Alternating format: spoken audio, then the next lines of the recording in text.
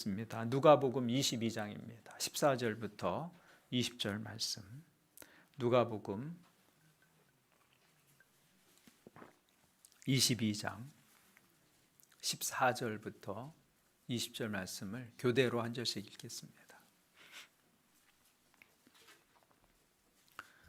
때가 이름에 예수께서 사도들과 함께 앉으사 고난을 받기 전에 너희와 함께 이 유월절 먹기를 원하였노라. 내가 너희에게 이르노니 이 유월절이 하나님의 나라에서 이루어지기까지 다시 먹지 아니하리라 하시고,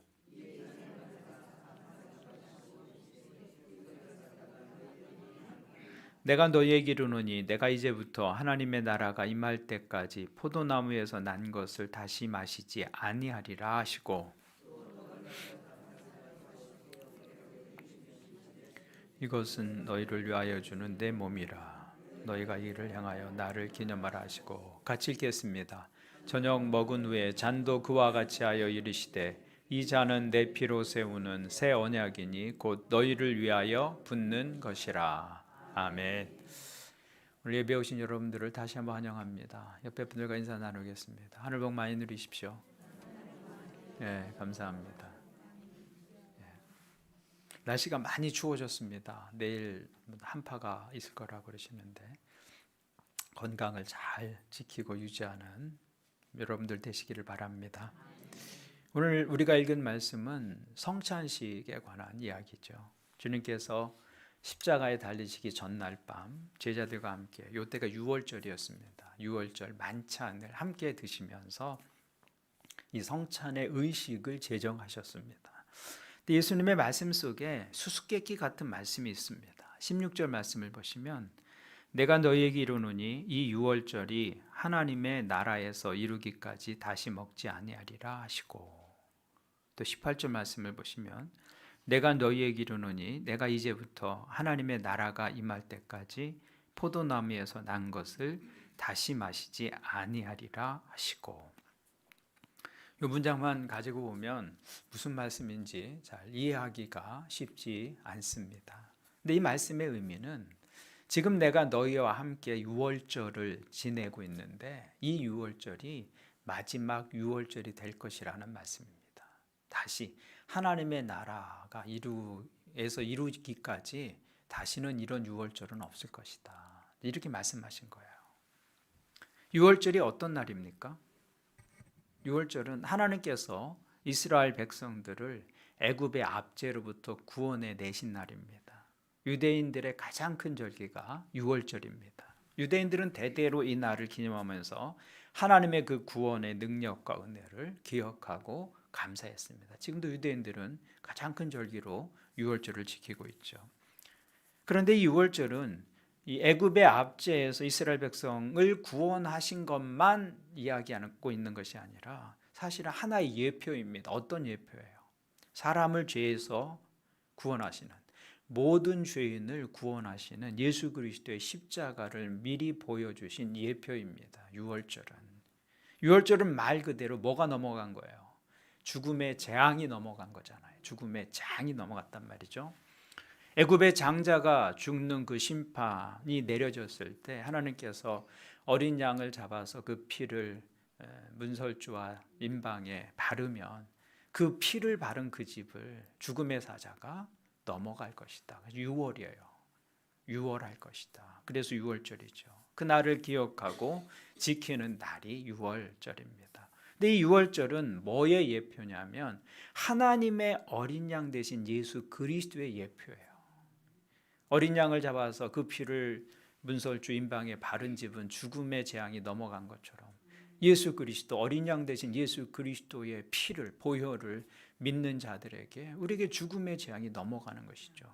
그래서 우리에게 영생이 주어지는 것입니다. 그래서 예수님 스스로도 유월절에 어린 양 되심을 말씀하셨어요. 침례 요한도 보라, 세상 죄를 지고 가는 하나님의 어린 양, 유월절 양으로 예수님을 말씀하고 있죠.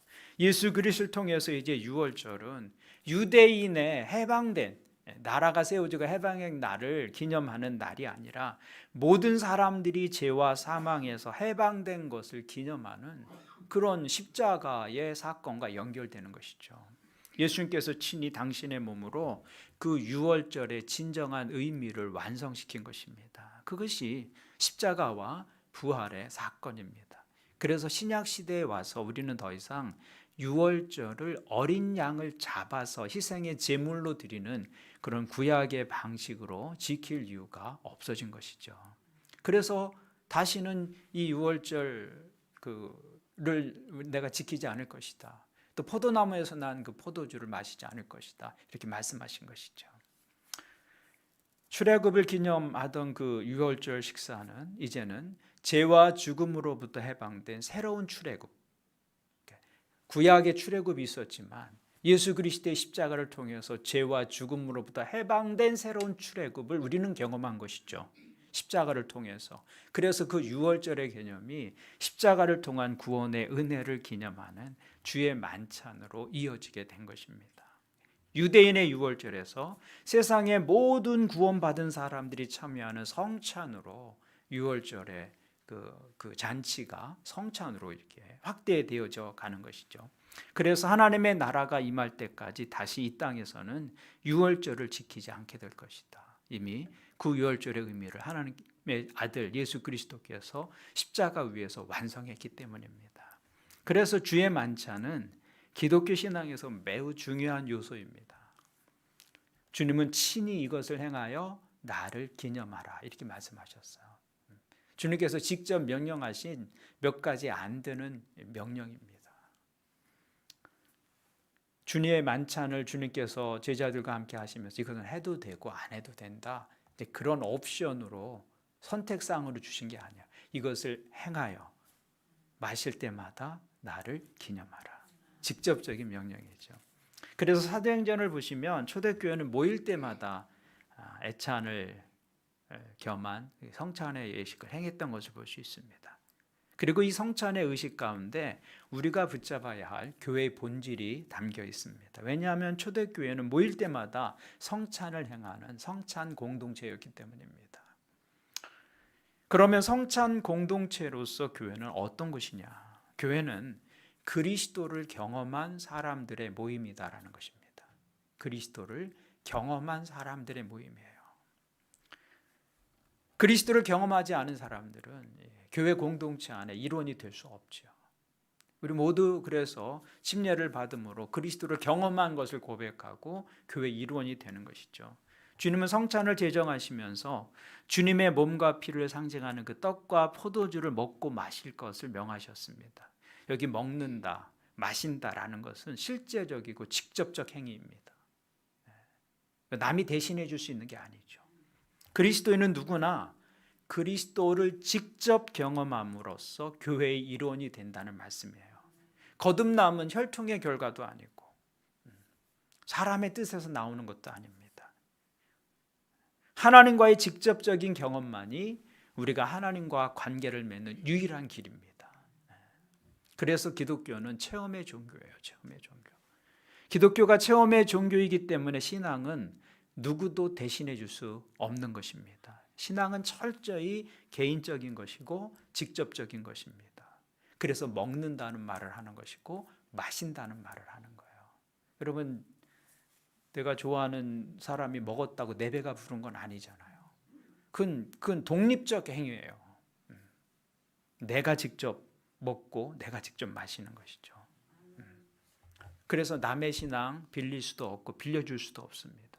그것이 신앙의 특징이에요. 거기에 우리 안타까움이 있죠. 생각 같아서는 내 믿음 좀 주었으면 좋겠어요. 그 사람한테.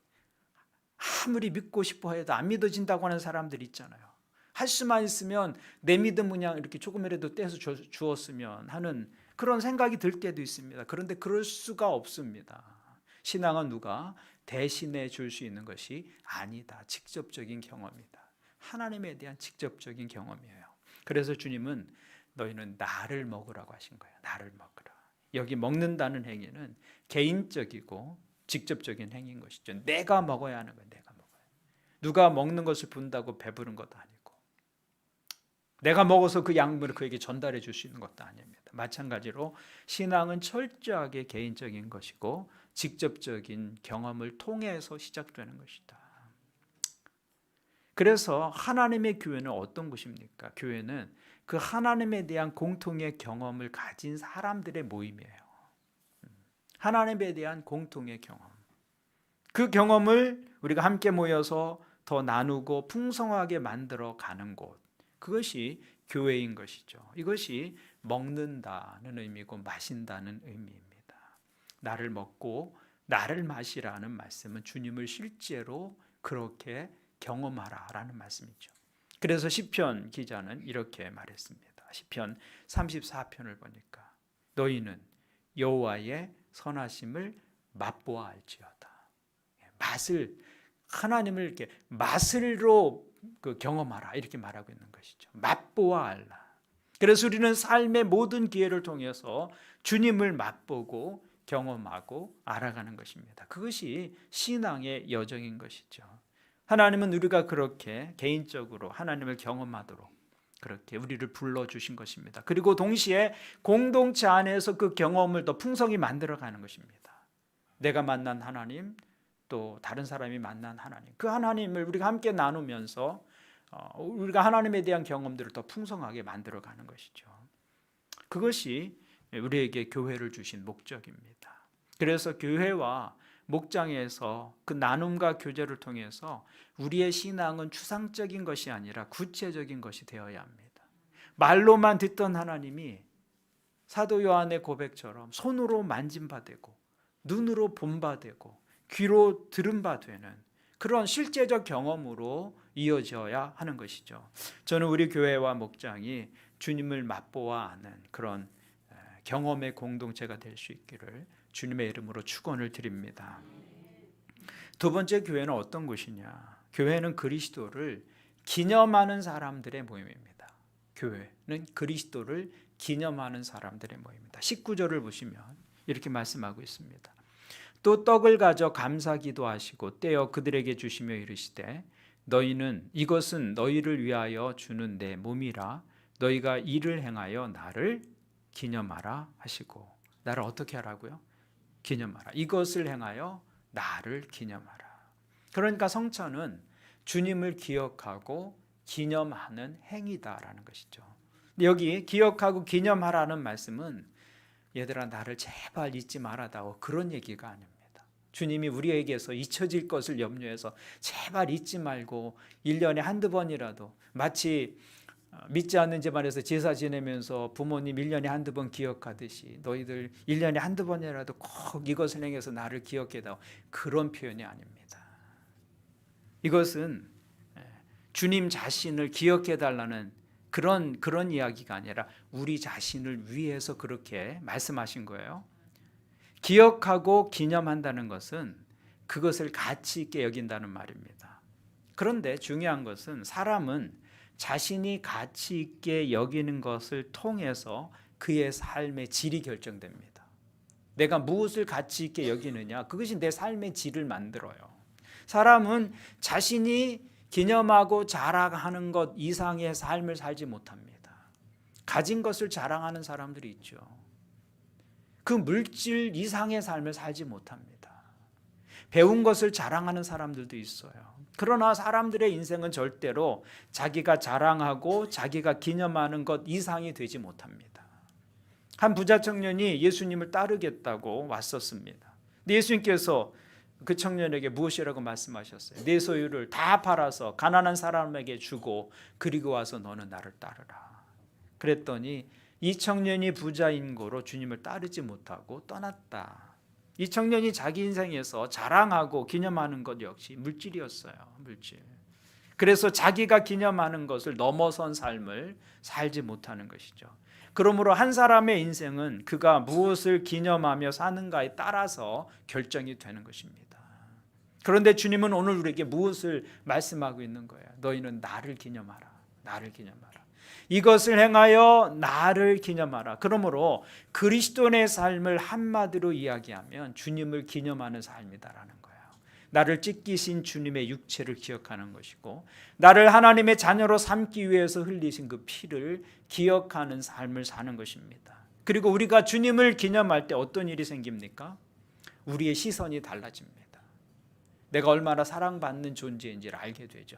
하나님께서 하나밖에 없는 아들을 나를 위해서 내어주셨다고 한다면 하나님께는 우리 자신이 예수 그리스도의 생명보다 더 귀한 존재입니다.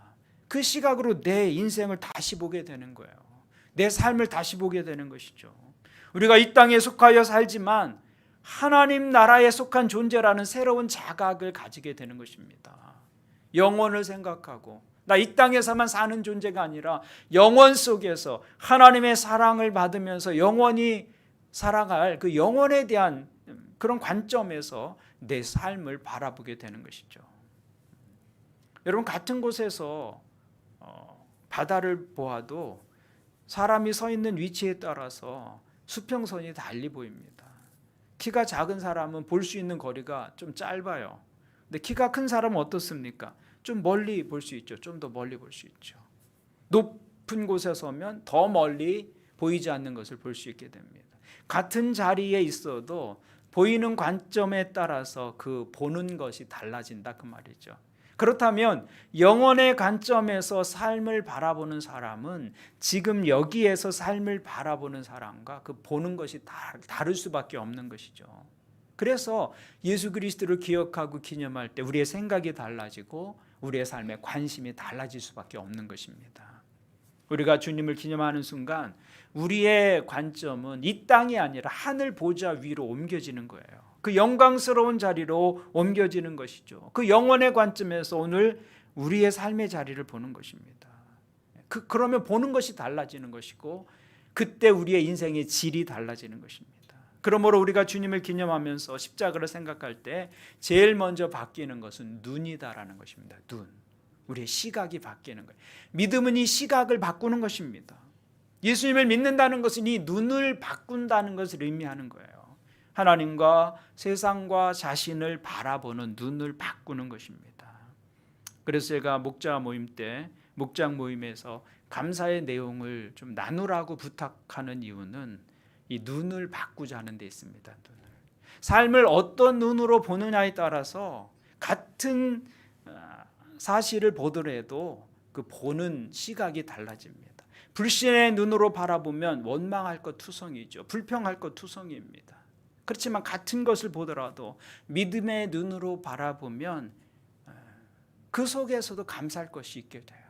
작은 일을 통해서도 감사하게 되고 때로는 감사할 것이 전혀 없는 것 같은 상황 속에서도 감사를 발견할 수 있게 됩니다.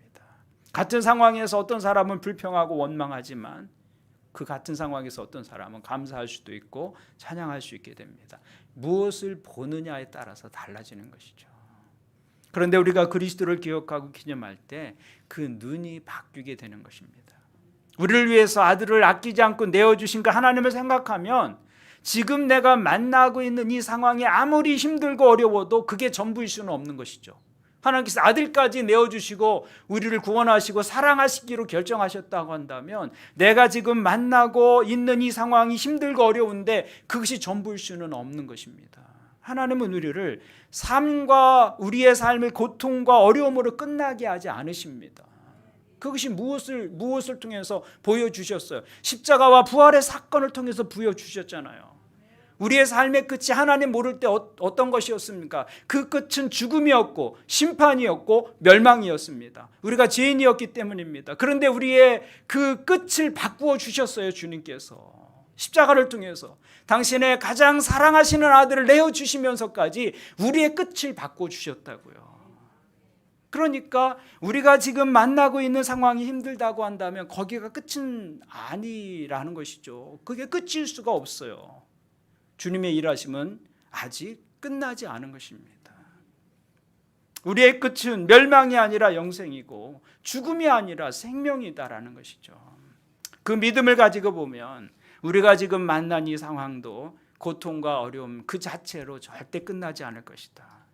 우리는 주님을 기억할 때 그 시각을 갖게 되는 것입니다. 그 믿음의 눈을 가지고 내 삶을 바라보게 되는 것이죠. 그래서 주님은 너희는 나를 기념하라 이렇게 말씀하신 거예요. 나를 기념하면서 너희에게 하나님께서 가지고 계신 인생의 계획들이 무엇인지를 기억하라고 말씀해 주신 거예요. 우리가 성찬식을 자주 하지는 않지만 그 성찬의 연장에 있는 것이 예배잖아요. 예배. 그 예배를 통해서 하나님을 생각하고 주님의 십자가를 기념하는 것 아니겠습니까? 여러분들이 예배를 통해서 믿음의 눈을 새롭게 하는 은혜가 있기를 주님의 이름으로 축원을 드립니다. 우리가 한 가지 더 생각해 볼 것은 교회는 그리스도를 전하는 사람들의 모임이다. 첫 번째는 그리스도를 경험한 사람들, 두 번째는 그리스도를 기념하는 사람들, 세 번째는 그리스도를 전하는 사람들. 고린도전서 11장을 보시면 바울 사도는 주의 만찬을 똑같이 말씀하시면서 이렇게 설명을 덧붙입니다. 고린도전서 11장 26절을 보시면 너희가 이 떡을 먹으며 이 잔을 마실 때마다 주의 죽으심을 그가 오실 때까지 전하는 것이니라. 그러니까 주의 만찬의 기능 가운데 하나는 어떤 기능이 있는 거예요? 교회가 예수 그리스도의 죽으심의 의미를 그분이 오시는 날까지 전하는 것. 그것이 성찬에 담긴 의미예요. 그래서 적어도 절기 때가 되면 우리가 성찬을 통해서 주님의 죽으심을 가르치고 또 그 죽으심을 기억하도록 하는 것이죠. 그런데 이 말씀은 단순히 교회 안에서 기념하는 일, 그것을 의미하는 것만은 아닙니다. 진정한 성찬은 빵을 먹고 잔을 마시는 그 자리에 있는 것이 아니라 진정한 성찬은 우리가 경험한 그리스도를 다른 사람들에게 전하여 줄 때 바로 그 자리에서 성찬이 완성되는 것입니다. 성찬이 뭐예요? 주님의 몸인 떡, 주님의 피를 상징하는 잔을 함께 나누는 것이잖아요. 우리 예배 시간에서 의식으로 나누어요. 그렇지만 그것이 더 연장돼서 우리의 삶의 자리에서 복음을 전함을 통해서 다른 사람들에게 무엇이 전해지는 거예요? 예수 그리스도의 찢겨진 몸이 전하여지고 예수 그리스도께서 십자가에서 흘리신 피가 전하여지는 것이죠. 그 전하여지는 자리가 성찬이 완성되는 자리가 되는 것입니다. 성찬은 의식으로서 끝나는 것이 아니라 그 의식으로서의 성찬이 어디로 연결되어지는 거예요? 우리의 삶의 자리, 그 관계 속으로 연장되어져서 내 삶의 자리에서 그리스도의 몸이 나누어지고 그리스도의 피가 나누어지는 것, 바로 그것이 성찬의 완성이다라는 것입니다. 그러므로 진정한 성찬이 무엇입니까? 예배의 한 의식으로서 빵 한 조각, 포도주 한 잔 나누는 것에 멈추지 않고 한 걸음 더 나가는 것이죠. 내 삶에서 그리스도를 나누고 복음이 증거될 때 성찬이 완성되는 거예요. 그것이야말로 진정한 그리스도의 몸을 나누는 것이고 그리스도의 피를 나누는 것이기 때문입니다. 그래서 여러분이 전도 대상자를 만나는 자리가 성찬이 완성되는 자리입니다. 여러분 그것을 생각할 수 있기를 바랍니다. 하나님을 모르는 사람들이 여러분들의 기도와 섬김을 통해서 하나님을 알게 되고 예수 그리스도를 믿음으로 받아들이게 되고 그리고 예배에 참석할 수 있다면 바로 그 자리가 성찬이 완성되는 자리죠. 영혼 구원이야말로 성찬의 완성이다라는 것입니다. 그것이야말로 진정한 그리스도의 몸과 피를 나누는 것이기 때문입니다. 저는 여러분의 삶이 곧 성찬의 삶이 되기를 소원합니다. 우리 교회가 힘써야 할 것은 바로 그것입니다.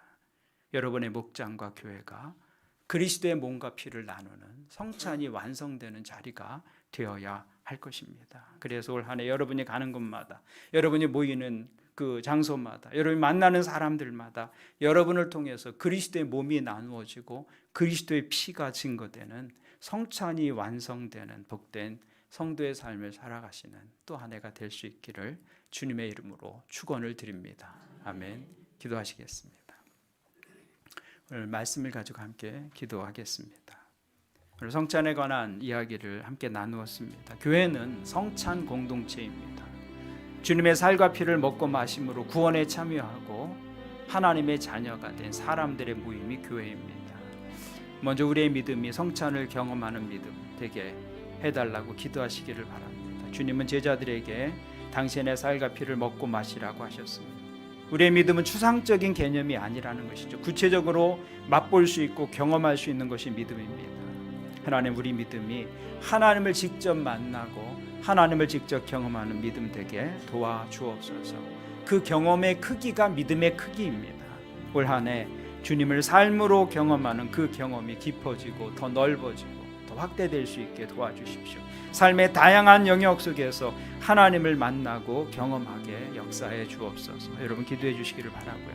또한 우리가 경험한 그 복음을 세상에 전하고 알리는데 더욱 귀하게 쓰임받는 교회와 목장이 되기를 기도하시기를 바랍니다. 주님은 예수 그리스도의 십자가를 주님이 다시 오실 때까지 전하라고 말씀해 주셨습니다. 성찬은 주님의 몸과 피를 나누는 것이죠. 그러므로 진정한 성찬의 완성은 우리의 삶의 자리에서 다른 사람들에게 복음을 전할 때 그 성찬은 완성되는 것입니다. 복음을 전하는 것이야말로 그리스도의 몸과 피를 실제로 나누는 것이기 때문입니다. 하나님, 우리 교회가 영혼 구원하는 교회로 이 성찬을 완성하는 교회 되게 역사해 주옵소서. 우리를 통해서 올 한 해 날마다 구원받는 무리가 더하여지는 역사가 일어나게 하옵소서. 우리 말씀을 가지고 우리 함께 한 목소리로 기도하겠습니다. 하나님 아버지, 오늘 말씀을 통해서 우리 가운데 성찬에 담긴 하나님의 의도, 하나님의 기대 우리에게 알려주시니 감사합니다. 하나님, 교회는 그 성찬을 경험한 사람들의 모임입니다. 주님의 살과 피, 십자가에서 주님께서 죽으시고 부활하신 그 사건의 의미를 실제로 만나고 경험한 사람들이 예수 그리스도를 나의 구주와 주님으로 모시고 경험한 그 경험을 가지고 우리는 함께 모였습니다. 하나님 아버지, 오늘 우리의 믿음이 그 주님의 은혜, 그 십자가의 놀라운 사건을 더 깊이 만나고 경험하는 믿음이 되게 역사해 주옵소서. 우리의 믿음이 추상적인 개념이 아니라 구체적으로 하나님을 맛보고 경험하는 믿음 되게 도와주시옵소서. 삶의 자리에서 문제가 있는 어떤 영역 속에서 혹은 아버지 간절한 기대와 소망을 가진 삶의 자리에서 하나님을 직접 만나고 경험하는 믿음이 될 수 있도록 도와주시옵소서. 우리의 신앙의 연수가 지날수록 하나님 그 경험의 크기가 커지게 하시고 그것이 우리의 믿음이 되게 역사해 주시옵소서. 올 한 해 주님을 삶으로 만나고 경험하는 그 경험의 놀라운 축복을 우리 각 사람에게 더하여 주시옵소서. 하나님, 또한 우리가 만난 그 하나님을 주님이 오시는 그날까지 알지 못하는 사람들에게 전하고 가르치라고 오늘 우리에게 이 귀한 사명을 주셨습니다. 우리가 경험한 복음을 세상에 전하고 알리는 더 귀하게 쓰임받는 우리 성도님들 또 교회 될 수 있도록 역사하여 주시옵소서. 하나님, 우리가 그리스도의 몸과 피를 나누는 복음을 전하는 그 자리가 성찬이 완성되는 자리인 것을 기억하게 도와주시옵소서. 그래서 우리의 예배 또 의식으로서의 성찬이 삶으로 이어지게 하시고 우리 있는 자리에서 또 만나는 사람들에게 예수 그리스도의 복음을 전함으로 성찬을 완성해 나가는 하나님의 사람들 교회 될 수 있도록 주님 도와주시옵소서. 올 한 해 우리 교회가 영원 구원하는 교회로 하나님께 귀하게 쓰임받고 하나님의 소원을 이루어드리는 교회로 설 수 있도록 역사해 주옵소서. 우리를 통해서 주님을 아버지라고 고백하며 사시고 참되신 그 하나님 앞에 나와 믿음을 결단하는 이 놀라운 일들이 우리 가운데 있도록 우리 속에 역사해 주시옵소서. 사랑하는 성도를 통해서 이 귀하고 놀라운 일들을 원하며 놀랍게 우리 가운데 행하여 주시옵소서. 주님께 감사드립니다. 예수님의 이름으로 감사하며 기도합니다. 하나님 아버지, 오늘 말씀을 통해서 주님께서 제정하신 성찬의 의미를 생각하게 하시니 감사합니다. 나를 먹으러 가신 주님, 주님은 우리의 영혼의 양식이 되십니다. 올 한 해 주님을 배우고 주님을 따름으로 주님을 우리 영혼의 양식으로 삼는 믿음 되게 도와주옵소서. 특별히 주님의 말씀이 선포될 때마다 그 말씀을 실천함으로 주님을 맛보아하는 믿음이 되게 도와주옵소서. 우리가 모일 때마다 주님을 기억하고 기념하게 하시고 주님을 기념할 때 우리의 삶을 바라보는 시선이 이 땅에서 하늘 보좌로 옮겨져서 세상을 영혼의 관점에서 보고 살아가는 믿음이 되게 도와주옵소서. 무엇보다 우리 교회가 주님을 자랑하는 공동체로 서게 하여 주옵소서. 그리스도를 통해서 우리에게 주신 구원의 은총, 먼저 경험한 저희들로 하여금 그 복음을 세상 가운데 자랑하고 전하는 복음의 전파자들이 되게 도와주옵소서. 그래서 우리를 통해서 구원받는 사람들이 날마다 더하여지는 교회, 그 구원의 은총, 그 성찬의 놀라운 의미를 영혼 구원하는 구령의 자리에서 완성해 가는 하나님의 사람들 또 교회 될 수 있도록 도와주옵소서. 우리에게 놀라운 구원의 은총을 베풀어 주신 주님께 감사를 드리며 예수님의 이름으로 기도하옵나이다. 아멘.